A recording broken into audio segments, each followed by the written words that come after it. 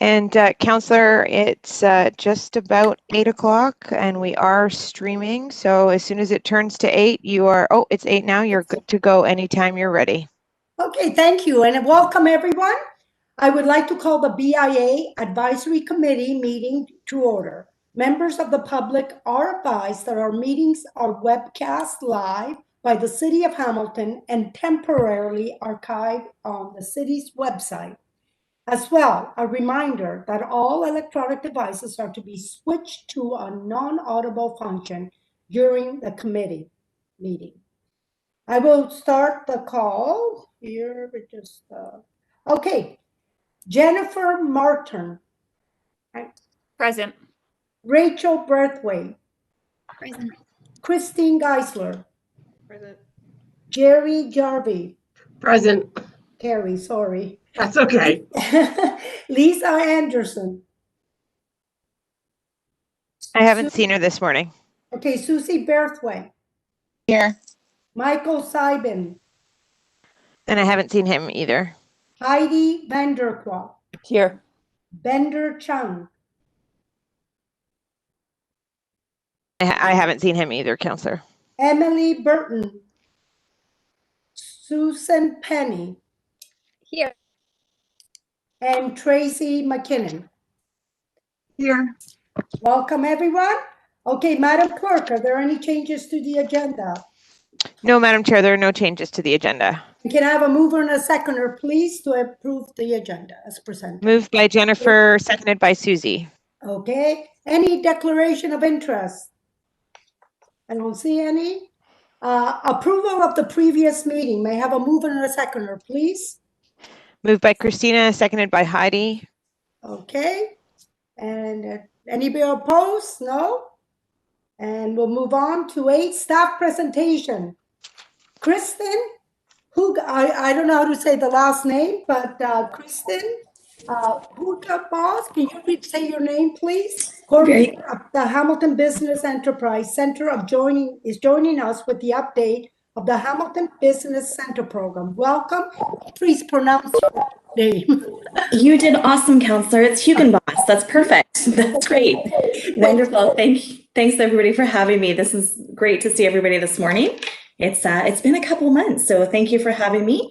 I really just want to share some information and some updates and some exciting activities going on with the Hamilton Business Center.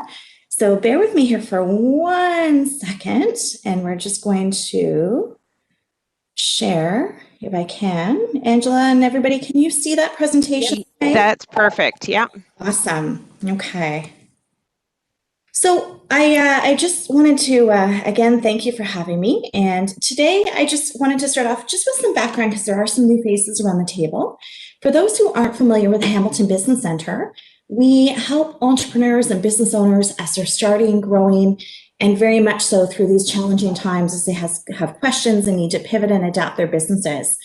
We, in a previous world, were providing kind of that one stop at the ground floor of City Hall, providing information and resources, helping businesses through some hands-on support and working.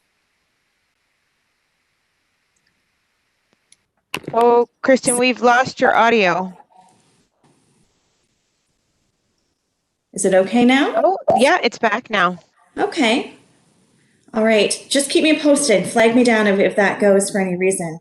Kristen, I heard if you take your video off, it's better, but we love to see you. So that's okay. Let's see if I can. Unfortunately, though, Kristen, if you take your video off, it'll also put the presentation down. So okay. Sorry, Angela. No, that's okay. We'll try for this and flag me down if it goes again. We should be okay. The schooling hasn't started yet, so we'll okay this morning. In addition to that, we just are part of the Ontario Business Network. So we're one of 54 offices across the province of Ontario, working with our local municipalities, but together as a network, leveraging many different programs and resources to support entrepreneurs. What I thought I would share is just a little bit of the impact from last year in terms of how things are going locally in our small business economy. And I put up some numbers here just to share some of the great things that are happening.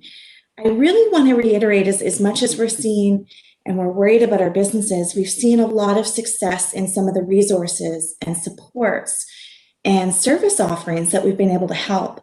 And without completing our survey to date, we already know that there was 75 new jobs created just through the touch points that our staff team of 6 have with people in program right now. So that is far greater as we kind of work on our survey, and those numbers will be updated very soon.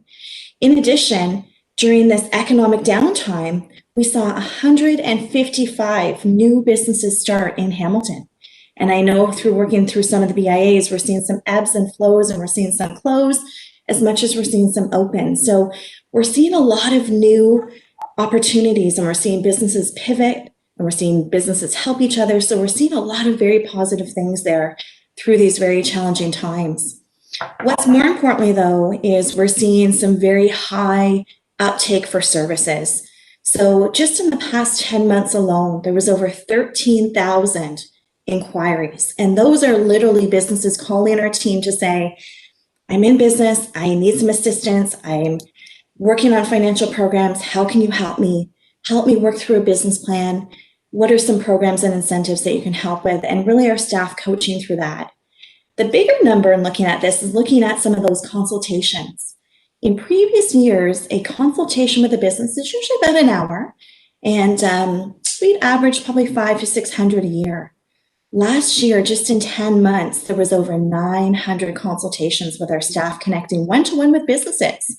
So we're really making sure that we're taking that time, and the teams are connecting at any and all capacities to really help facilitate any questions coming through. The workshop delivery, as you can imagine, increased significantly. And if you have a chance, take a peek at our calendar. Every day we have something going on for businesses, really making sure in this virtual world that we can learn and share and grow and offer solutions to make sure business owners have lots of information to help through that. The other piece of this, for those that are not familiar, was our Access to Professional program. That is a program where, through partnerships in the business community, accountants, lawyers, marketing professionals, they volunteer their time to connect one-to-one with businesses. So they will look through a contract, and in the early days of the pandemic, they were talking to business owners about challenges of leases and how to work through those issues that they were facing. We saw 150 of those directly, whereas in previous years, we would see about 50. So we've actually increased that going into this year alone. In addition, we've leveraged some incentive programs through your great support in helping businesses locally. Our Starter Company program is a lending, training, and mentorship program. And provincially, they've given us grants of up to 26. Last year, we were able to extend an additional one. And it's a grant of $5,000 to help those business owners. So that program was a little bit over-indexed last year. Usually we see about 100 applications for 40 seats as we kind of go through the year. The bigger one, and I want to thank all of you around the table, was our Digital Main Street program. And I know Keith has come to this group to provide a great update just before the holidays there. And that team, through your help and you being part of that team, delivered 164 Digital Main Street grants in 3 months, which was 54% increase over an 18-month period the year before. So just outstanding work helping to get that message out to the community and making sure that impact was there. Some of the core services that I just want to share that will continue as we look ahead at the year, based on the numbers that we've just talked about, we can see consistently the need and demand for consulting. So we've actually ramped up our consulting services, our business advisors. We've transitioned them over to that portfolio and have more availability in that space. We've seen more demand for mentoring, so that will also increase. Very much so will our seminars and workshops, making those free, virtual, and accessible at any time. We are actually extending that to have virtual YouTube-based videos so that entrepreneurs and business owners at any time can access that information beyond the service delivery hours as well. So that is very much in the works. A big part of our work plan right now is working, and after yesterday's announcement, sharing, educating, and answering questions as the rules continue to change is a big part of what we're doing. What we see kind of coming forward, and you'll see some themes in where we're going this year, is really preparing businesses to maintain and stay that course in that digital economy, ramping up digital services, making sure that they have the capacity to be overly successful. We've had some great success talking with our businesses that have gone to that digital pivot, which is a very positive sign in a very challenging time. One of the other new initiatives that I want to keep on your radar, and it will be announced imminently in the next 3 to 4 days, is a program called the COVID Concierge Service. This was something that was supported and passed by Council in December 2020, and this will provide a service very much like our one-stop in an in-person world, but in a virtual world where business owners can connect with the staff teams to get direct information to answer their questions. So I will definitely send that information out via Julia and get that information to you immediately, but that will be launched in the very immediate future.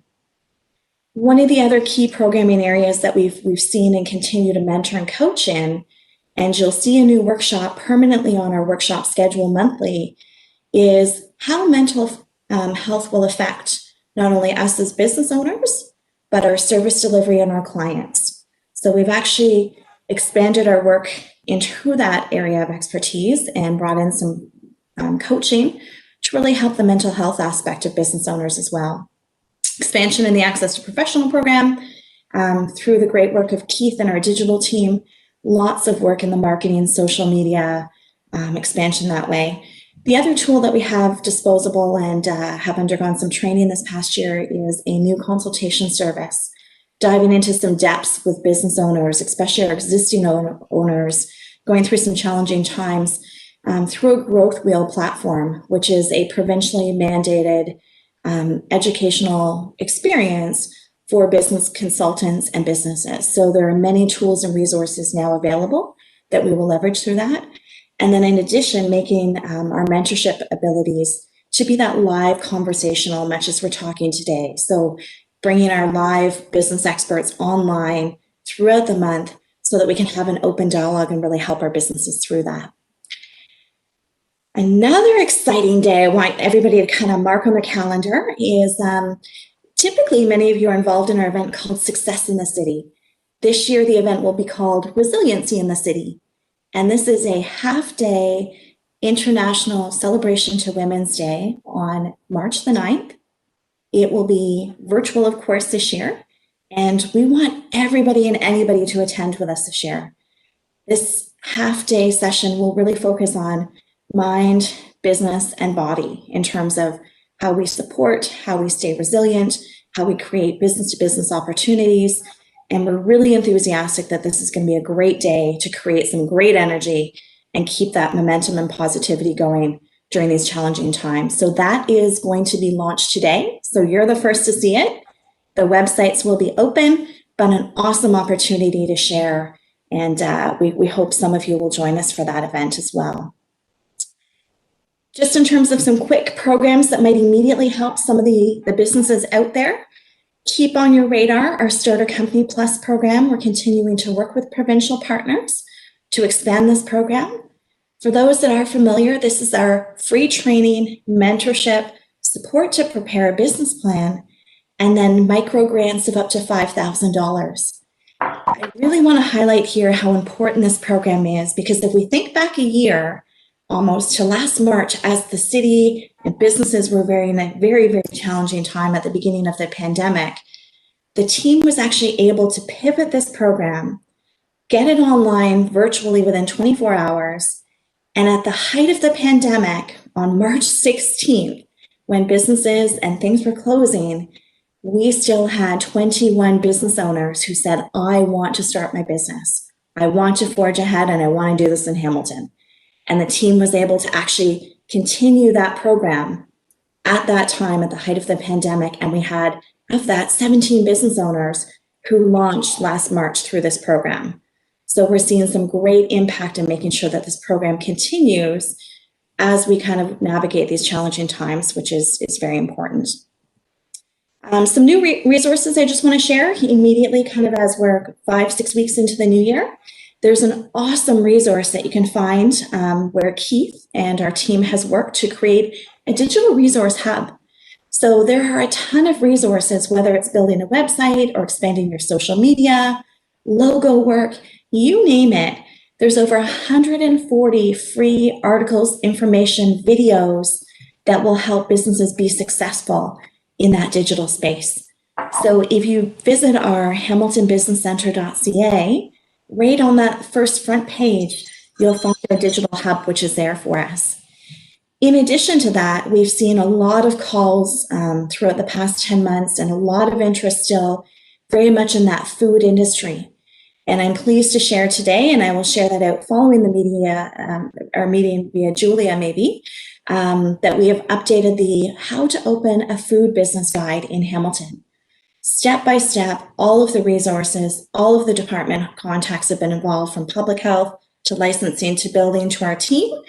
That is based virtually, so we do have that available now, and we do also have a hard copy that we'll get out. So for any business looking to get into that food or culinary industry, really happy that we now have that resource that will guide them through that step-by-step procedure to do so there as well. Some other ways that I was thinking that we definitely want to connect in kind of the weeks, the months ahead of us this year is making sure that I can share with you through different platforms the various workshops and seminars.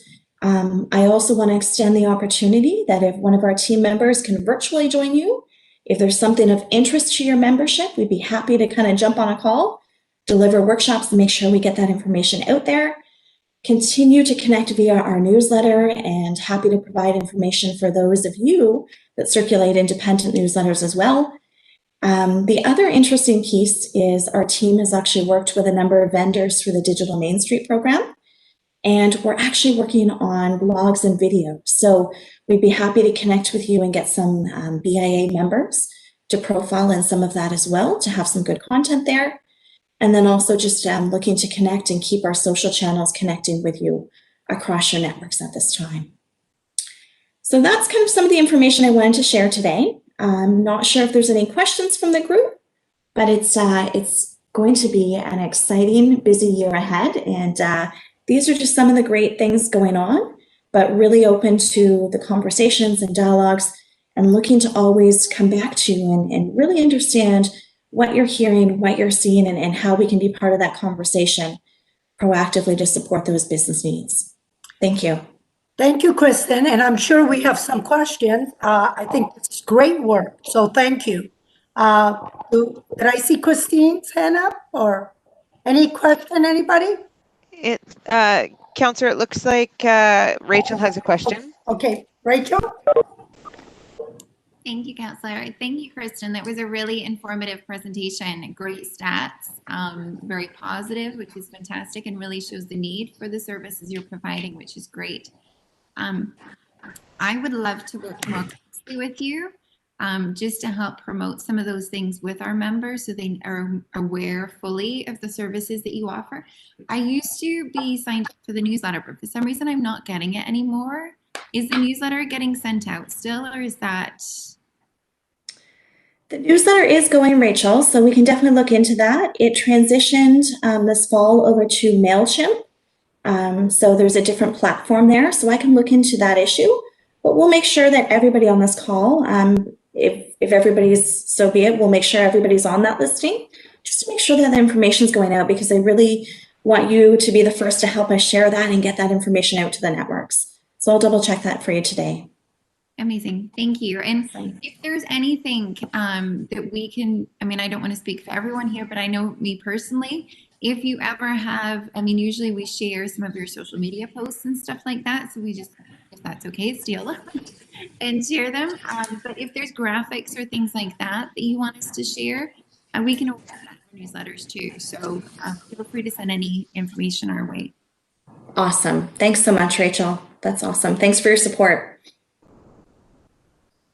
Anyone else? I see no more questions. What I would love to ask, do you have a reason why people would want to, do you ask, why would you want to open it in in a time of COVID? Do you ask that question? Because it's interesting, 155 a business open in the most crucial time of our history, really, on this Yes. pandemic. Yeah, we're seeing many variations there, Councillor, in terms of that response. Some businesses are saying this has been something that they've been working up to, and then this is the time now to do it. We're seeing businesses identify that there's opportunities during this time, right? They have a skill and there's a gap, and here's a great opportunity that I now have to leverage a business. We're also seeing individuals that have been displaced and have always had that dream or passion to start a business. So supporting them in that direction as well. So there's a myriad of reasons and rationales, but we continue to ask that question, and we're seeing some themes around, again, that displaced worker opportunities that were arising, and again, new innovative platforms that allow people to run businesses while working. So there's a number of different reasons that we're seeing there for sure.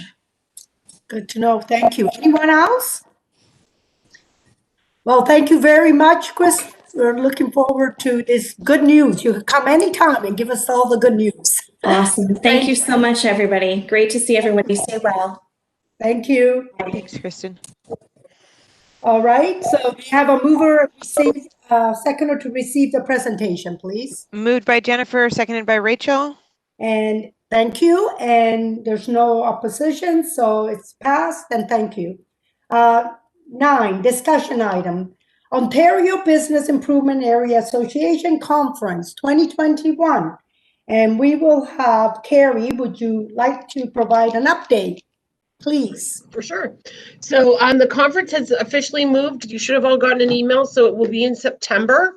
So we're hoping that it'll be a hybrid format with in-person and an online component.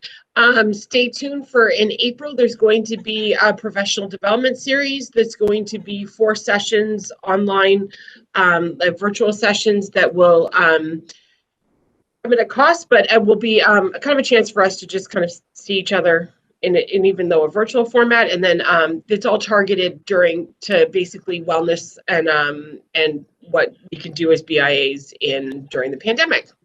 So. Thank you. You're welcome.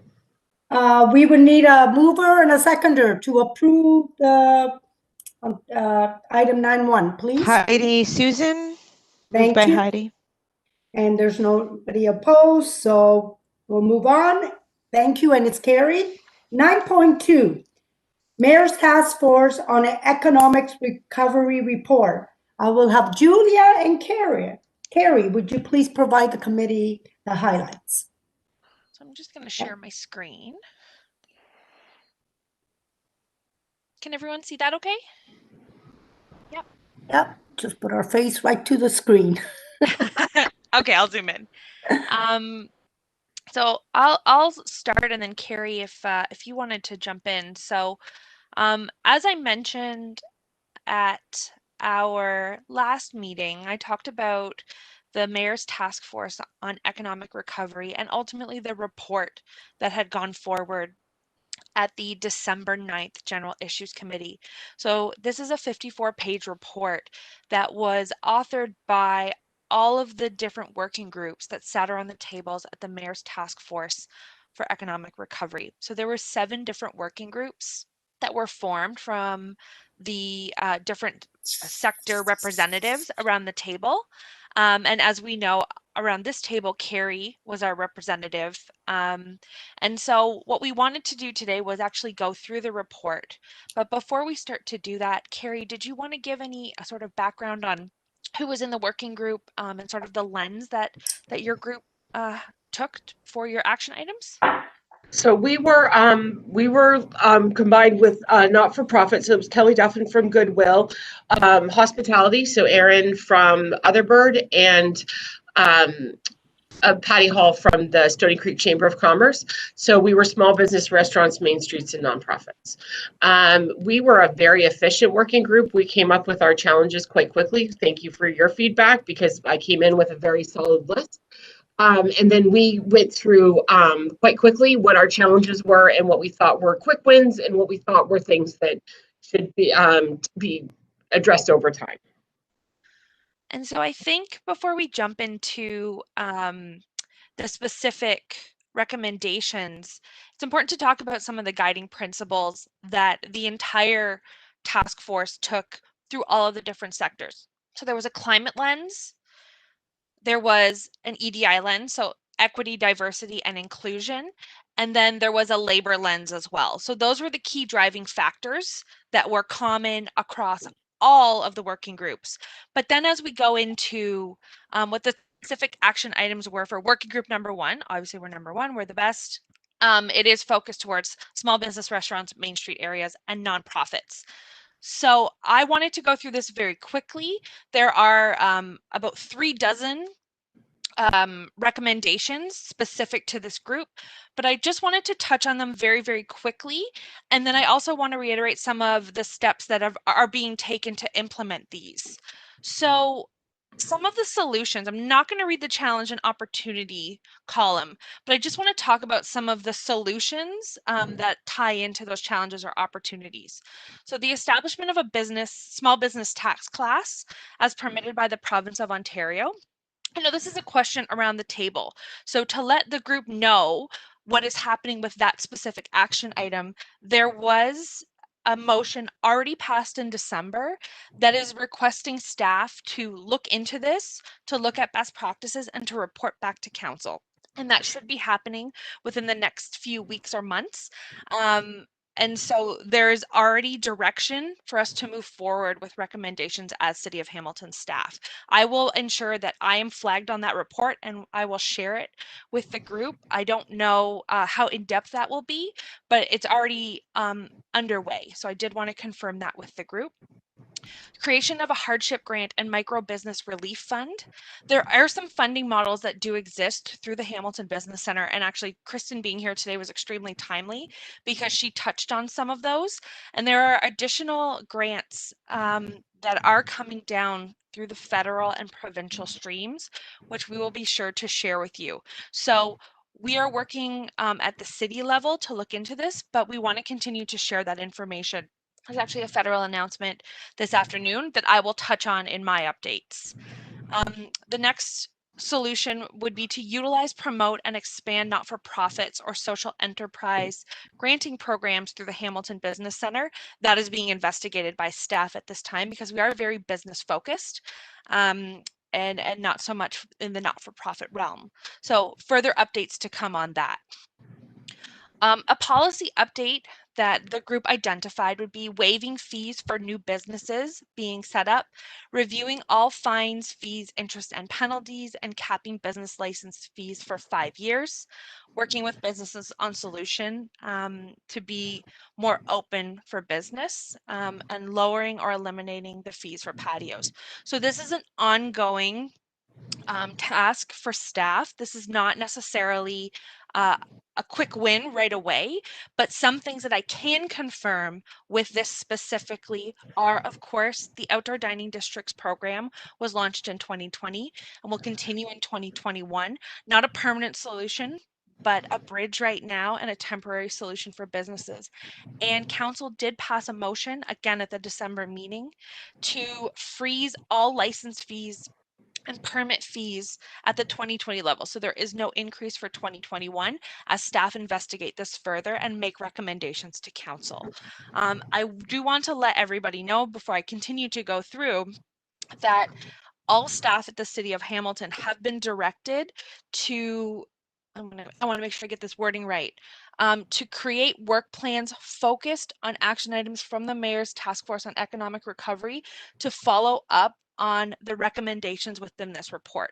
So that is something that is very important for all of you to know, is that does direct us as staff to go through this report and pull things that we can achieve in 2021 and beyond. So there are staff working on all of the items within the report.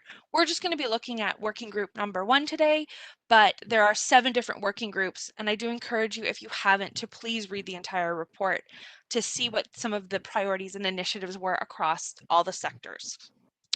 Next, industry comparisons of business closures, vacancies, agency and agency program closures citywide to track vulnerable areas and neighborhoods to focus support.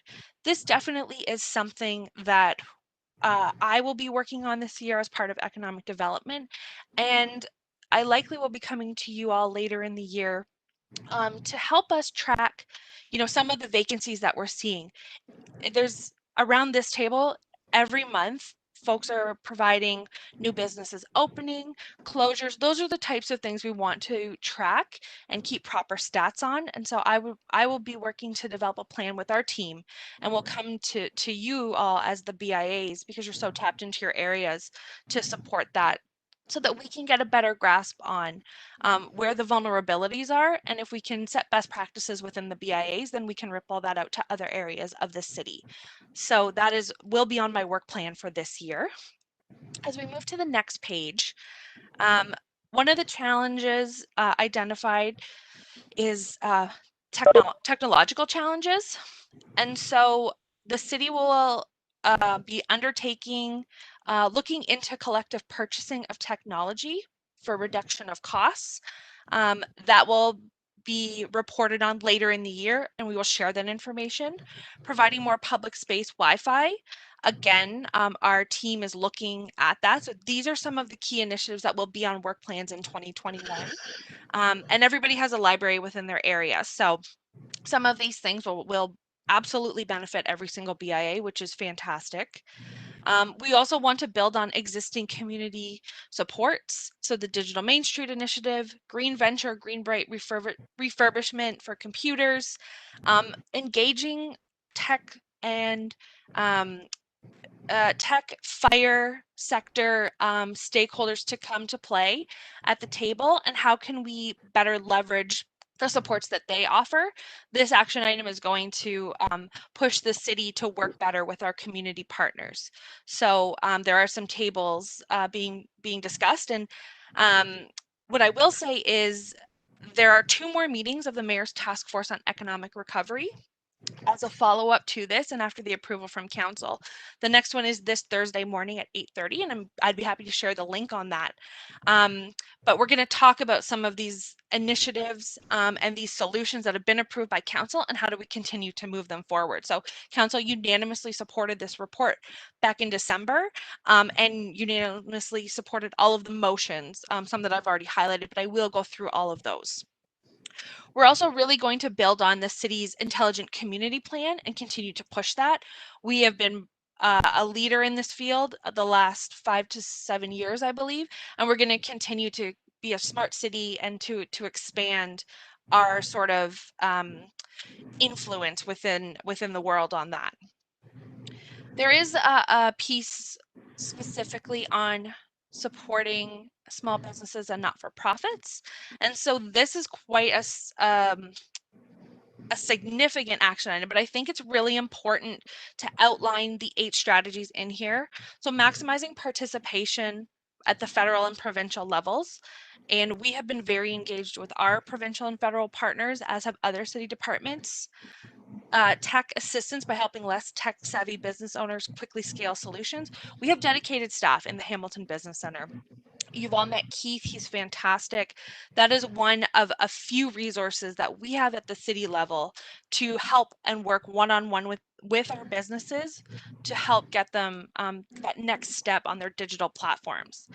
Utilization of existing programs and education forums to encourage business growth. Again, Kristen's presentation was extremely timely today, because a lot of what the Hamilton Business Center is offering does build on this. We have that foundation there, and so how do we build on it even further as we continue to go through COVID and we continue to struggle with the challenges that are presented. Number 4 in this section is guidance and support to pivot businesses with modified operations, service models, and create new business models. Again, it kind of ties in with number 2 in terms of getting your digital presence up and leveraging those resources, like a Keith and the staff in the Hamilton Business Center, working with Digital Main Street, and Daryl, who represents Digital Main Street. So all of this is kind of tying in, and a big theme that I've seen as I've gone through this report is we really want to work to make sure we are getting the existing information out to your members so that they can leverage it, but also that we are growing on what we have. So like I said, we do have some foundation, so we can grow on that and spread it to our networks. So I think communication is a really big piece of this. We want to help build digital capacity to introduce or increase e-commerce options. Again, you know, it's using those resources and some of the platforms that are available, and a lot of large partners such as Shopify and Google have stepped up to help small businesses in the interim to get online really, really quickly. And so we want to continue to grow that. And how can we build partnerships? Number 6, counseling for cash flow management, business concept review, revenue stream analysis, marketing support. That's right now the access to professionals piece that exists with the Hamilton Business Center is, again, a great starting point, but we can engage members within the BIAs. We can look at what OBIA has to provide, but these are really good sort of framework for the resources that the businesses need. I mean, Carrie mentioned who was around the table of working group number 1. Everybody tapped into the small business and not-for-profit community, so they know what was needed. You all told us what was needed, and so that's what we're trying to bring forward now. We're also going to create a toolkit for business. So the COVID concierge is a great piece of that Kristen talked about. But again, what other sort of resources do your businesses need?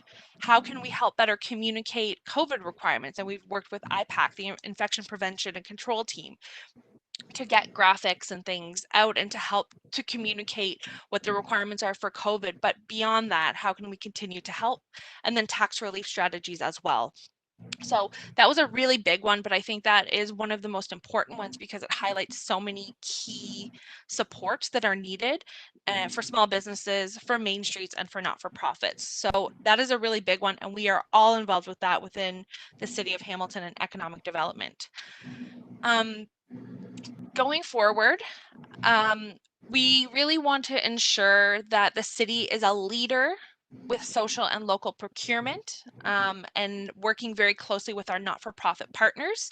That is something that our community services group, our healthy and safe communities group, excuse me, will be working closely on. And so this is not just within planning and economic development. This is actually departments across the city who will be implementing the pieces outlined in this report.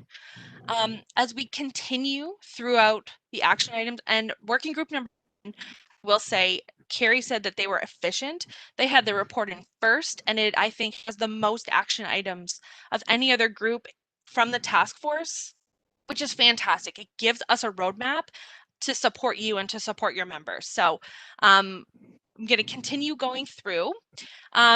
This is a bit of a culture shift for the city of Hamilton and just outside the box thinking, but looking at creative solutions. So again, it has outdoor space in brackets, and the outdoor dining districts was something that was a creative solution, that was something that we had to implement very, very quickly and was successful and is extended into this year. So more, how can we work with our provincial partners to make sure that the rules are flexible, or the municipality has the ability to make interpretations so that we can be a bit more creative. We're continuing with the outdoor dining. The AGCO has extended their adjacent alcohol service permissions. So that has really enabled us to extend that program into 2021, and we really want to push that to potentially other areas. So if anybody has any ideas on creative solutions or how to embrace those, please share with myself or any city staff. We're looking on how we can think outside the box and just bridge throughout COVID and beyond. We know that we're not able to do events right now. We're not able to bring large groups of people together. So what else can we do? What is on your wish list, and how can we help as the city? We want to look to be creative on this. Another really key initiative, and I know this has been a conversation around this table, is an increased focus on local tourism, reorienting a portion of the tourism budget to support local BIAs, and ensuring local tourism branches and visitor centers are in all local areas.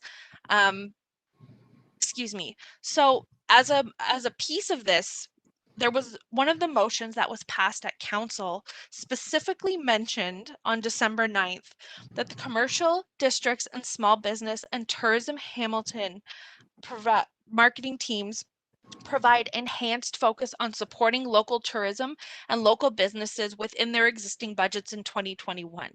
So although there's more elements to this piece, council did direct staff to reorient at least the existing channels and digital assets to support more local. So you will be seeing that this year, and our channels will be piggybacking on your channels and vice versa.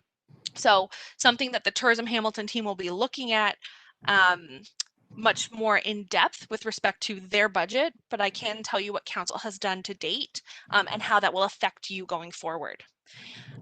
Improving parking and vehicle flow for food delivery and courier services. There was a question about curbside pickup. Increased parking for flexible strategies. Parking has advised that although we don't have things set right now, they are not enforcing a 15-minute grace period for cars that are stopped at parking meters, maybe doing curbside pickup. So it allows for that quick in and out flow for whether it's curbside pickup or food delivery or anything that's sort of quick right now that doesn't involve long-term parking. They're aware that there is such a huge increase of both professional vehicles and personal vehicles being used, and so they won't be as diligent with their enforcement to ensure that they are helping to facilitate that as they look into what a better long-term solution will be. So I can confirm that. Municipalities can further help not-for-profits and community organizations access land using zoning tools, as well as municipal loan guarantees to help community organizations maintain access to real estate. So this is a much larger initiative that our team in real estate is looking into. We recognize some of the most desirable land in the city and how that can be leveraged for community organizations. So this is a much more longer term initiative, but it is on our work plans, and we will be reporting back on all of these action items. So stay tuned for more information on that. Continuing. Ensuring that support, money, loans, expertise, and technology are in place to allow organizations the time to adjust and plan for the future. This is ensuring at all levels of government, we will be better at communicating from our provincial and federal partners to help understand the programs, help with applications. MPP Donna Skelly did a presentation to council, I think spoke with all of you about her rapid relief website. So some of those supports that are available, we really want to get the word out on those to help with small businesses who are struggling across the city. We're looking to institute a moratorium on commercial tenant evictions, which would apply to businesses and not-for-profits. This is something that council has advocated for at the provincial and federal level. This is ongoing advocacy work, and there is a bit of a moratorium at the moment through the province, but a longer term solution is needed. So we will continue to advocate for that moratorium on commercial tenant evictions.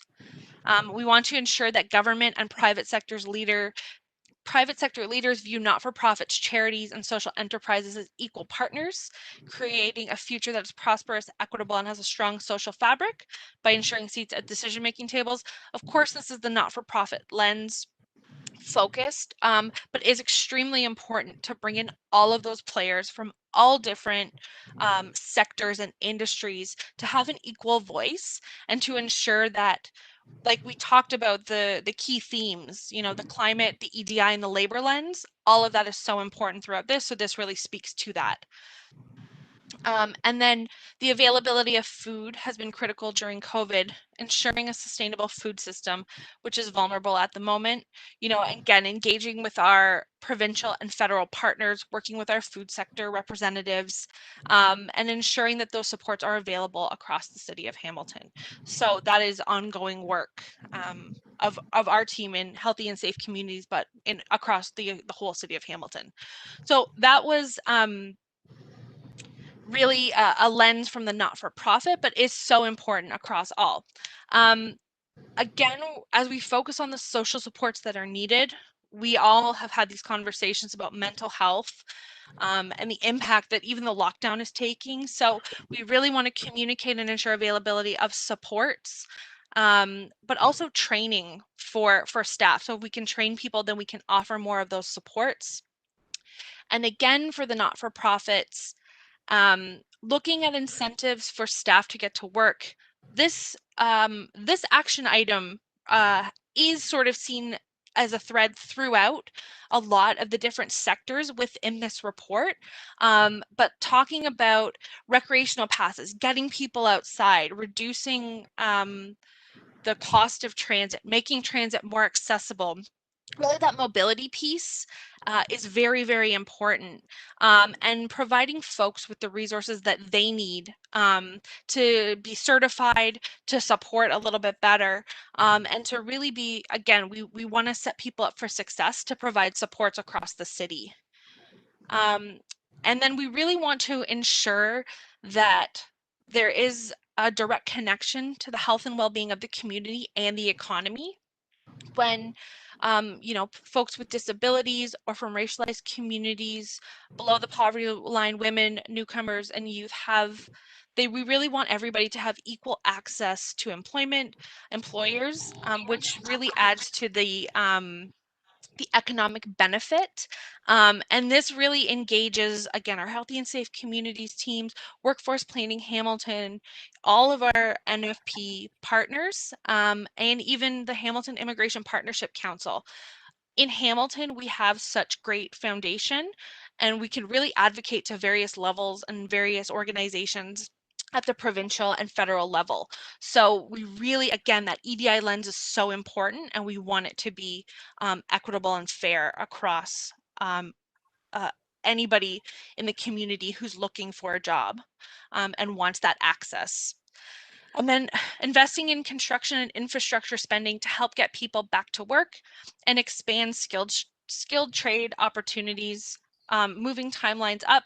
This is engaging with our post-secondary institutions, with some of our trade schools, private sector partners, public sector partners, all levels of government again.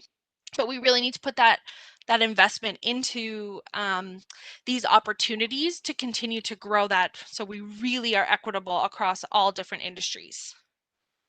And then really, I'm going to just sum up very, very quickly. Thank you again to Working Group Number 1 for all their work. We want to invest in skill development. We want to identify the jobs of the future. We want to be preparing now for what we need in 5 years, and really building up. It's very important for us to have you know, a pool of candidates coming from our post-secondary institutions, coming from our trade schools, coming out of high school, who are ready to work, and we're not going to be behind. We really want to get ahead of it, so once we come out of COVID, we can be stronger than ever. So I had touched on the transportation and the safety piece, but that is kind of a very quick, well, not that quick, but a summary of Working Group Number 1 and some of the action items. I encourage everybody to read the entire report. This is just from Working Group Number 1, but there were 6 other working groups who did amazing work on the recommendations and actions that they put in place for their specific sectors. But it does resonate across all of them. And we're really looking at it from those 3 lenses, as I mentioned at the beginning. So a few other motions that were passed by council at the December 9th meeting. I touched on a few in here, but one that I didn't touch on yet was staff will be looking at modifying existing cash in lieu of parking policy within the downtown secondary plan. So a reduced fee to support developments. And as well, we talked about this at our last meeting, but I did want to remind everybody that there is the $10,000 per existing BIA. I had talked about the framework at the last meeting, and I believe that that is all good to go. So I will be sending that out to you following this meeting, and start taking your proposals for enhanced programming for 2021. So that's funding that will support you and your initiatives specifically, whether tied into these specific items from the task force that I talked about, or not. I will work with you so that you can really maximize the use of those funds, and it can be successful for 2021. So thank you. I know that that was quite a lot of information, but I thought it was really, really important that we share the mayor's task force report and some of the specific items from working group number 1 that is specific to small businesses, main streets, restaurants, and not-for-profits. So are there any questions? I want to thank Carrie and yourself, Julia, for being part of the mayor's task force. I know it was quite, I don't know how many meetings you had, but I know it was very involved in meeting many times to make sure our small business are helped. So, but I want to thank you, Carrie, for being part of it. Thank you. I know, is there any, Heidi, do you have a question? And Yeah, Tracy, I think too as well, Councillor. okay. Sorry, Heidi. No, that's okay. Could I ask for a question about, you said something about the December motion at council about waiving business fees, interest penalties, and capping that. What was the start date of those caps? So license fees are frozen for 2020. So they won't increase in 2021? Correct. So right now, there is a very specific piece in the task force report that talked about capping interest, all waiving fees, etc.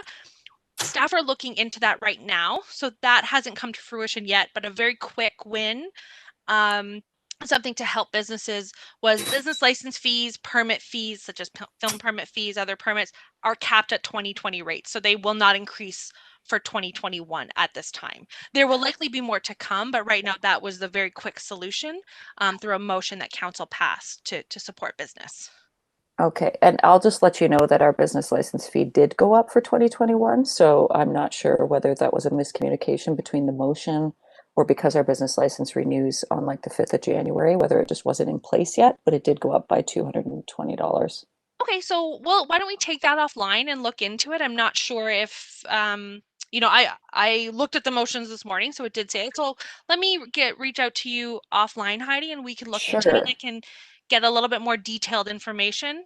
Sure, if just I have because misspoken, then I if can it share with the happened, group. yeah, exactly. Because I Yep. just want to confirm that that's correct, and whether the licensing office isn't up to date yet on the motion or hasn't put things in place yet. Absolutely. Thank you for flagging that. I'll reach out to you after the No meeting. problem. Thank you. Who else? I think it was Tracy, Tracy. Councillor. Okay, thank you, Yeah. Tracy. Thank you, Julia. Fabulous talk. Thank you. Good info. Thank you all for listening for that long. I think you're a good talker. Just a couple, back to that December meeting that Heidi just referred to. You mentioned about tourism and sort of things that the city can do. So I'm just wondering, is tourism just going to be like, getting pictures from us and posting stuff, or will there be actual concrete programs and collaboration, etc.? And if you don't know, could you share with us later? Yes, so that is an excellent question. I don't know the specifics, but I will follow up, and I will ask tourism to attend one of our future meetings as well to provide more information on that. As well, I will get more information from our team in commercial districts and small business, our marketing group, on how we will support as well. So please leave that with me, and I will report back to the group with that information. I'm just making notes. I don't mean to look away. I don't want to forget. Perfect. And Julia, in your notes, I'd be more interested, I think most of us would be, in more like collaboration, right? Okay. Like sitting down and working together for, local tourism, get the locals to support local. Okay. Show a little local love. Local love. Absolutely. I will report back on that. Thank you. And Councillor, it looks like Rachel has a question. Okay, Rachel, thank you. Rachel always has questions. Fantastic presentation. Well done, ladies. You guys are superstars. I just have a couple of things. So the first one is just with regards to industry comparisons of business closures. So really appreciate, Julia, that you're going to reach out to us, because won't lie, that is not something we promote through our social media, so you will not be picking it up through there. But can definitely get that info to you. Okay. One thing that I have noted about that is the majority of the closures, not specific COVID related, but usually specific landlord related. So wondering if there's an opportunity to go further with that. So based on your findings from that report or that study, and maybe you find out that we're not alone, that landlords, or bad landlords are the reason for the majority of closures with the lack of flexibility they're providing their tenants. Could there be a way that the city could then look at implementing incentives to be a good landlord? Is there that opportunity with this? I don't know. That is a really excellent question, and an interesting take on it. I think, I think that a good starting point at the very least is grabbing that information from you guys, because you are boots on the ground. You know which businesses are closing, why businesses are closing. So for us to gather that data and to build that case, I think that there is something to be said to go beyond that. Right now, we are kind of at the starting point to know why businesses are closing and where businesses are closing. So I think that's a much longer term solution. However, it's a very interesting take, and I want to work with all of you to gather the information as to why businesses are closing. And if that's a huge trend, then I think we need to look at how we can take action, but also advocating to our provincial and federal levels. So really interesting question on that. And I thank you. I'll probably be coming to you first to have a chat on that. Sounds good. And then two quick other ones. Mm-hmm. The first is the city's intelligent community plan. Could we have somebody come and maybe share with the BIAs a little bit more about that plan? Because I won't lie, I'll just be honest, I don't know much about it. Yeah. And if there's a way that we can help promote it, or there's a way we can show benefit to our members through it, then I think that would be beneficial. Absolutely. And then the other one is on that same page, the ensure the city leads with social and local procurement. So not to be like complaining here, but how can we do that when lowest bid always wins? Because typically our local small businesses aren't going to be the most cost effective. Somewhere, else will be, and typically not in Canada. So is there a way that we can change that procurement policy with the city to kind of have a ranking based on where they are located? And if they're in the city of Hamilton, that they get a better ranking, so to speak, than just the lowest price. And also, sorry, one other quick. No, please go ahead. I was chatting with one of our small businesses who's a sign company, one-man shop, and he had a really great idea with regards to the RFPs for the city. So typically the city's RFPs are huge. For example, print signs for every rec center in the city of Hamilton. So that's like cajillions of signs, not necessarily feasible for one independent local business to do. And it's not an option for them to split up that RFP so multiple small businesses can bid. So is there that flexibility where they can split it up so that, the procurement can go out to the small independent businesses more than the big chains that do it on machines? Those are really, really interesting questions and observations. And I think, that is, as procurement looks at their policies and processes and takes direction from the document that I just read for the last 20 minutes, I think that, they need to look at that. I'd like to share your comments with them as they go through this process, because I think that's a very interesting observation. And you speak for the small businesses. So if Barton's feeling it, every BIA is feeling it, and every small business is feeling it. So I'd like to share that with them. and at least get them to understand the take and the feedback of this group.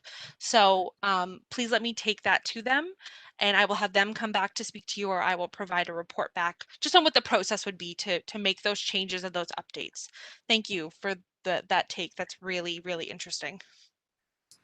Thank you, lady. Councillor Heidi, I think, has another question. Okay, okay, Yeah, go ahead. I just wanted to build off of Rachel's comment about landlords and commercial landlords and tenants. And we know that the Commercial Tenancy Act is far in favor of the landlord, and the tenant has nearly zero rights. But I was thinking of this idea, you know, like the WSIB, they offer a program where you can save on your rate with the WSIB if you implement your own occupational health, if you follow the Occupational Health and Safety Act and you go to several trainings. I mean, could the city incentivize going above and beyond a Commercial Tenancy Act by giving a discount on property tax for those landlords?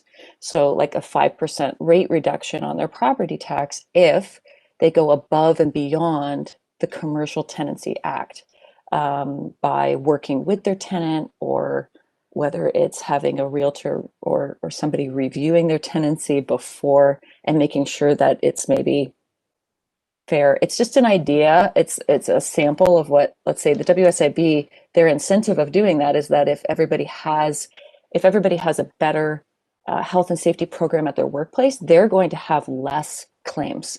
So will the city be able to recoup that 5% discount on their property taxes if they're able to train their tenants and their commercial tenants and landlords on how to better work together? Because a vacant commercial property, I'm guessing the city has less property tax on those. I don't know. Is there a way that the city can look at something like an incentivization program that might actually benefit both the city and the tenant and produce better commercial landlords? That's just an idea out of my WSIB experience. And by the way, that WSIB program is a very good program to recommend to all of your commercial business members. Very interesting, Heidi. That is, I like that. Let me please share that with the powers that be, because I think that's a really interesting take. So great idea. Thank you. Thank you. And I don't see anyone else. So I want to thank you again for Carrie and Julia for doing this for us. Thank you. We're going to go to, I need a mover and a seconder actually to receive the report. And just through the chair, just to receive the discussion on the report. We can't really do anything with the report as it went, JC. You're So right. Jennifer Tracy. Thank you. And it's carried. So we'll move on to general information, and we will have Julia back on the business development and BI for the BIA officer. So thank you, Julia, for coming back. Thanks, everyone. I'll be quicker this time. I don't have a ton of updates, but some important things to talk about. So number one, we had a lot of emails going back and forth yesterday through this group based on the provincial announcement. So I did just want to verbalize that one more time.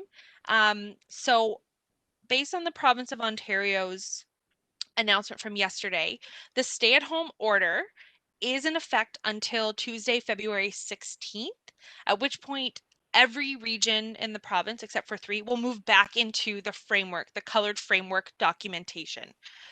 So right now we are all in a lockdown and we are all in a stay-at-home order, but that will change next Tuesday. So there is no change to your business operations for this week and through the family day-long weekend. Once we look at our case counts over the next several days, it will determine which color we move back into. So we may move back into the gray zone, which is a bit, still stringent sort of lockdown measures, or we could move into red, orange, yellow, etc. What the change was talking about yesterday is even if we move back into the gray zone, retail will be able to open at 25% capacity. So they have just amended what the gray zone limitations are. And again, we will know what color we move back into likely after the weekend. I'm not sure if it would be Monday or Tuesday, but right now there is no change, not for another week. So retail will be able to open on Tuesday, regardless what color we enter into. But please remember that if we open in gray, restaurants are not eligible to reopen for indoor dining or outdoor dining. They would have to be in red or better to allow restaurants to reopen to have service, whether inside or outside. So hopefully that helps to just clarify what we were all talking about yesterday. I think that we kind of all got on the same page, but I understand that it is a little bit confusing. So before I actually go to my further updates, are there any questions on that specifically on the reopening piece? Jennifer? Actually, not so much of a question, but I saw a graphic that when it does reopen, all will reopen in gray, except for the one in eastern part of the province that would be green. So the way that they had explained it, that when it does open, everything by default goes to gray, and only that one, I can't remember, it wasn't near us, so it's Ottawa region, I can't remember exactly. But I saw a graphic of the entire map of Ontario was gray, and they only had a little pocket that was green. So we will open in gray, which means restaurants cannot. I mean, No, that's great information. I hadn't seen that, but that's excellent information. And again, if anybody's seeing that information and we haven't shared it amongst, our group, please reply to those emails and let us all know. I'm trying to keep up with it, as we all are, to share with members. So that's so helpful. So Jennifer, thank you for that information. If I see the graphic again, I'll take a screen capture and send it on. That's great. So that will mean that retail can open at 25%, but restaurants will still not be able to. As well, there are the limitations on other sectors, such as fitness centers as well. Nothing has really changed in the gray except that retail piece. Another excellent question I had yesterday from the chair of the Dundas BIA was, what are some of the additional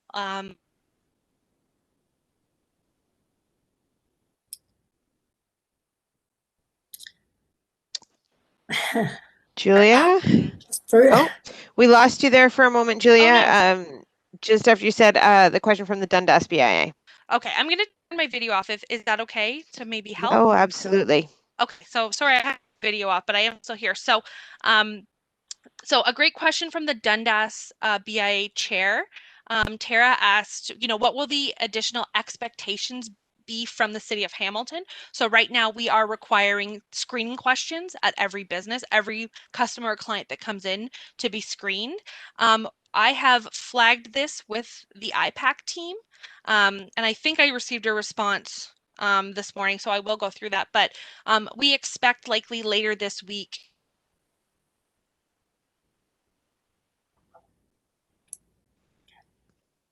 We've lost Julia. Yeah, we've lost Julia again. It happens, but.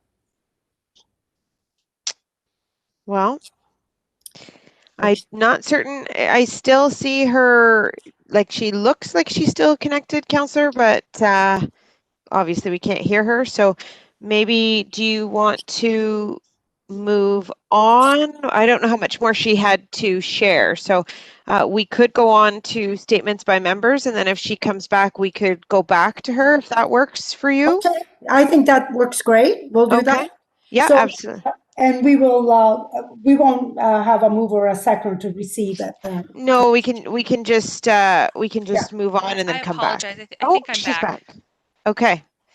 I'm back. I'm sorry. I switched to a different device. I could hear you perfectly. I apologize. Can you hear me? Yes, we can. Okay. I'm so sorry, everyone. I will go very, very quickly. So as I was saying, we will advise on any further public health requirements from the city of Hamilton specifically. I'm hoping that by midweek we will have more information if there is anything that businesses need to do as we reopen. So please stay tuned on that. Very, very quickly, I had sent everyone an email last week about our COVID-19 business impact survey. I saw almost everybody sent it out in their newsletters or dedicated emails to their memberships. Thank you so much. Unfortunately, our response rate has been very, very low. So we're really trying to bump up those numbers. So please continue to share if you can. And thank you to everybody who has filled it in. As well as a component of that, there is a question respecting employment. And we have 7 McMaster students who will be surveying all of the BIAs and the Urban Growth Center to get out the employment number so that we can report on those. I've introduced you all to the student that will be representing your area. So they may reach out to you for assistance or support, getting in touch with some of your businesses. But each student is working with about 500 records from either various BIAs or split across multiple areas. So thank you for your support with that. And the survey, the business impact survey is open until this Sunday, February 14th. So if you can continue to push it this week, that would be fantastic. We're really hoping to get well over 1,000 responses. So that is an aggressive target we need to push, but hopeful that we can bump those numbers up. Am I still here? Everyone can still hear me? Yes. Great. Continuing on, outdoor dining for spring and summer. So right now we are in the lockdown, as everybody knows, no patios are operating, but we do want to launch the applications for the spring and summer program. And we're hopeful that those should launch next week. So we are finalizing some of the information being required, and we are asking all participants to reapply. Even if your plan hasn't changed, we want a really good new record for this year. And as well, we are enveloping the on-street patio program into outdoor dining this year to just make it easier for applicants to apply through one stream. We will triage it as staff, but that way we can have a really good handle on where all of the patios are across the city.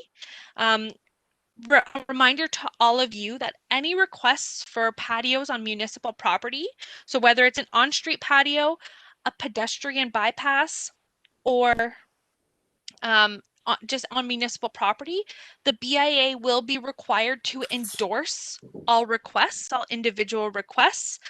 So please flag this with your boards of management because you will start seeing requests very soon for this. Also, a reminder to anybody whose audit is in June, your documentation is due to Isabella Herman, March 8th at the very, very latest. So please get that information together, and hopefully KPMG has reached out to you to start with some of the management inquiries that are required. And beyond that, if you have any other topics that you'd like discussed at these meetings, please reach out to Angela and I anytime so that we can make sure that we have relevant staff presentations and discussions around this table. Got some great direction from our meetings with our consultant, Patty Hayes, and I will be inviting those staff to attend to provide information to this group throughout the year. But if anything is coming up or anything is relevant, please let us know and we will reach out to staff to have them attend. I apologize for my technical difficulties. Nope. I can't believe I got through the mayor's report, and then this is where I glitched. But are there any questions at all? Heidi? I was under the impression from last year that the patio program was changing when it came to whether it's on-street or bypass. What are the rules this year for whether somebody can have an on-street patio versus a pedestrian bypass? They are pushing everyone within that program to the pedestrian bypass model. So then the pop-up patio business, I'm guessing all those patios they made won't be able to be rented, or? So I think that there's, that's in a perfect world, everyone would move to a pedestrian bypass, but there are some challenging locations where a bypass just may not be possible. And Heidi, kind of your location jumps out because of the bump out. Yeah. Sort of right beside. As well, there's a few. So any new applicants, we want to push them to the pedestrian bypass, and anywhere it's feasible, we want to do that. But we understand that, it's not a black and white solution. So it will be a case by case basis on that piece. So there's no particular rule. It will just be in consultation with. Yes. Okay. Yes. Perfect. Thank you. And the application should be open later next week. I will make sure that everybody around this table gets, council gets the first email, the BIAs get the second email, and then all other participants get the third email. So you will be number 2 on our communication list as to when the applications open, what the process is. And we're really aiming for sort of an April start. So it gives a long time for folks to get their infrastructure ready, to for us to get all of our approvals in place. We really want to try to, we know the influx at the beginning is going to be extremely volume heavy. So we're going to work through those as quickly as we can to get folks set up for when the quote unquote warmer weather is here. But we'll work with anybody who wants to start a little bit earlier. We're just trying to make sure that we have our ducks in a row and can facilitate all of the requests that are coming in. We did 163 patios across the city last year, and I think we will do many more this year. So my life will be outdoor dining very soon. Great. All right. Anyone else? Rachel? Just with regards to the business impact survey, I don't know if the city ever thinks of doing this, and I don't think we can because we don't get the results, but it could be really neat to do an incentive, like do the survey and you get entered to win a chance for a $50 gift card to a small independent business. I don't know if the city's allowed to do that, and it's probably too late now, but for future surveys, especially when you're trying to pitch it to small businesses, it might be nice to have an incentive that supports a small business. So it's interesting that you say that. So we actually do have some incentives with this survey, and it's being communicated through the emails that the students are sending out to your members. I don't know that it's come through our specific communications, but there are 3 prizes that businesses are eligible for on this survey. One is a free booth at the job fair, the McMaster Job Fair, which is, I believe, on March 3rd. And then there are 2 free continuing education courses that a business can win. So 2 businesses each winning one through McMaster. So McMaster has provided those sort of prizes and incentives, this piece. In terms of focusing on other small businesses, that's a great recommendation. And, you know, Judy is on this call, so we will take that back for future to see if we can do that. But with respect to this one, there are a few prizes that are pretty good for anybody who fills it in. You are entered into that draw, and that's being communicated through our students outreach piece. That's for the employment survey though, right? I was thinking more the COVID impact on the small business. No, it's the COVID impact. Oh, so, is it? So as part of the COVID impact, we are collecting employment data. So that's where we're pulling some of the data. Once the COVID impact closes, then we'll be very focused on the employment piece, but it is for the COVID impact survey. Yes. Okay, and I see Susie. You know, I got that email from whatever person is sending it, but he didn't direct me to, it sounded like he wanted me to fill it in for a chance to win that. There was nothing attached to the email that said, send this out to your members. So I think the communication piece is a bit missing. So they are actually, that's a great point. The students are actually targeting each individual business and each individual contact. So that's them connecting with you, but they're also connecting with all of your members one-on-one as well. So we're really trying to hit them from multiple angles. And how did they get their emails? A lot of that was, we worked in December to build a database. So it was Googling, it was looking through existing directories, it was going on Facebook pages, it was really going business by business to source contact information as best we could. Thanks. All right, I see no more questions, and I need a mover and a, thank you, Julia. I need a mover and a seconder to receive Julia's present update. Moved by Christina, seconded by Tracy. Thank you. And it's carried. I don't see anybody opposing it. And we're going to go for statements by members. But Before I do, can I pass the chair to the vice chair? I do have an appointment at 9:45, and I don't know if I could get it there on time. So can I pass on the chair, please? And we have a rotating vice chair. So does anyone want to volunteer to chair today? It's not that hard. Okay, Rachel is willing to, but maybe before you pass it, Counselor, maybe Rachel could do her update so then she doesn't have to pass it to do her. Exactly. So we'll do statement by members and we'll go to Rachel. So that would put me first. I wouldn't have volunteered now. What updates do I have? Things have been really quiet with lockdown, so it's been pretty tough. I think I shared maybe before that we did have an illegal bar operating on Barton Street through COVID, which was oh so fun. Very openly selling drugs on the corner. So really frustrating, but that finally has been shut down. 3 arrests have been made. So that we're very grateful for. So yeah, so unfortunately I don't have too much to update. We're just plodding along, trying to hopefully have as many businesses survive this lockdown as possible. So yeah. Well, thank you.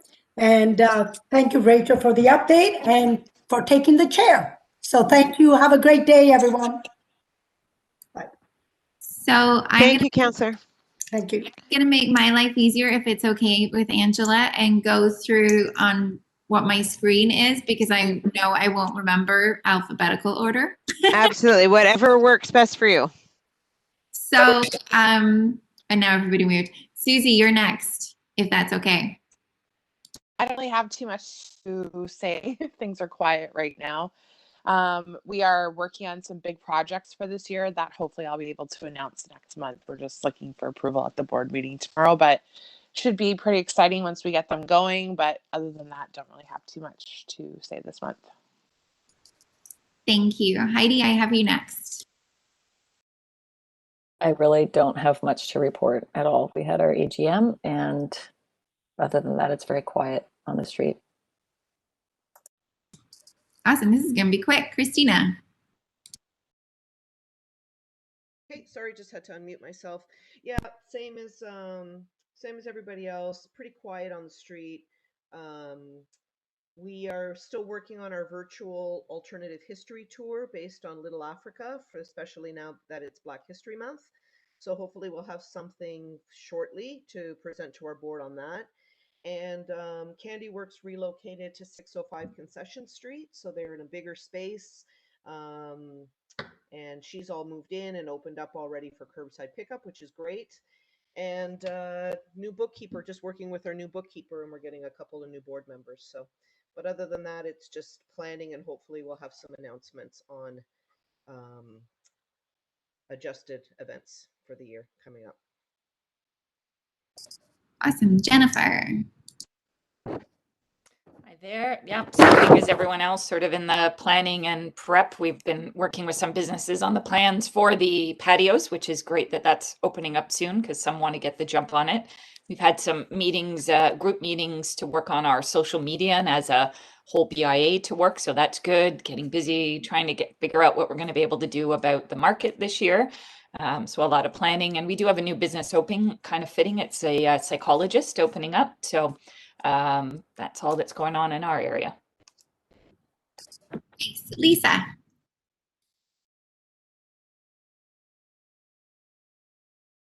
Can you hear me? Yeah, okay, great. So same in Dundas, it's very quiet there. I personally feel like we're just like the past year. I have plans to make, but I don't know where we're going to be when I need to know. So I don't know, I guess everything will be planned in 3 stages again. What we can do, what we might be able to do, and then what we actually can do at the time, depending on what color code we're in. I do know we have 1 restaurant closing at the end of this month. It hasn't officially been announced, so I will not say who it is.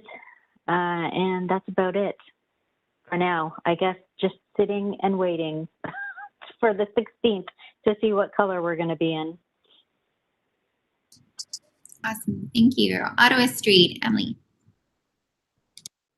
Hey, yeah, also fairly quiet. We're trying to kind of come up with some new initiatives. We have a lot of empty storefronts and strangely a lot of landlords that like a lot of storefronts that people expressed interest in but are getting zero response from the landlords.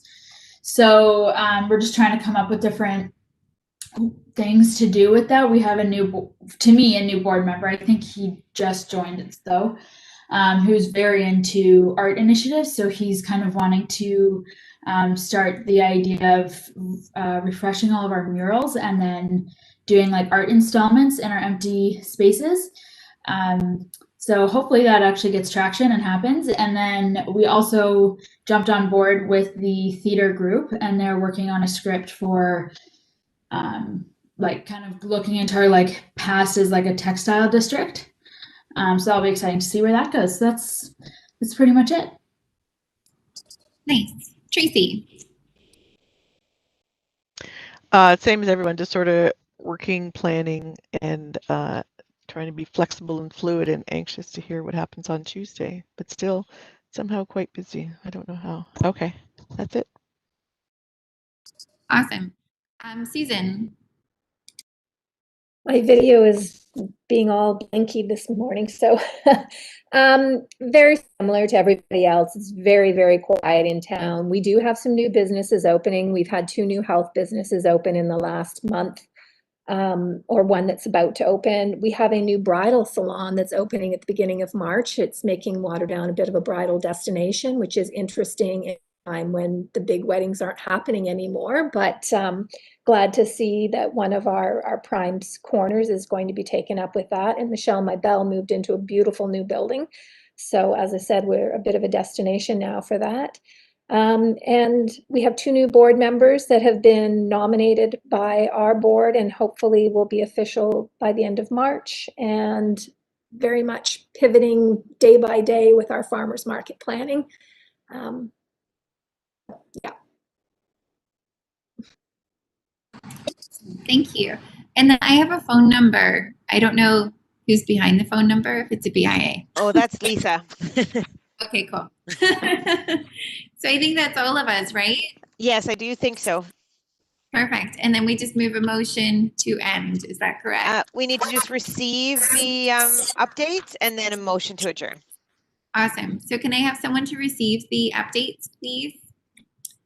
Awesome. Looks like Lisa, moved by Lisa, seconded by Heidi.